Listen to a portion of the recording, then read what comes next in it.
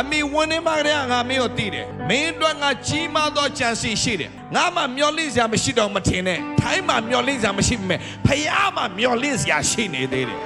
ရှေ့တိုးရခတ်နောက်ဆုတ်ရခတ်ဆုတ်လဲဆူစားလဲယူ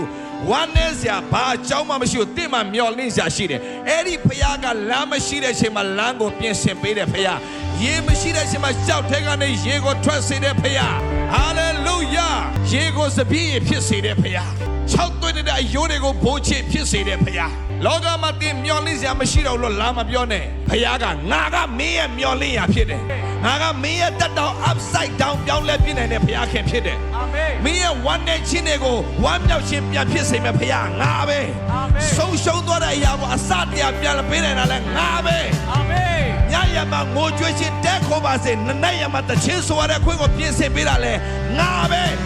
မုန်တိုင်းဘလောက်ပဲကြမ်းပါစေအဲ့ဒီမုန်တိုင်းကိုငြိမ့်စေတာလဲငါပဲဘလောက်ပဲမငြိမ်မဝတ်တွေဖြစ်ပါစေငြိမ်သက်ခြင်းအရှင်ကငါပဲ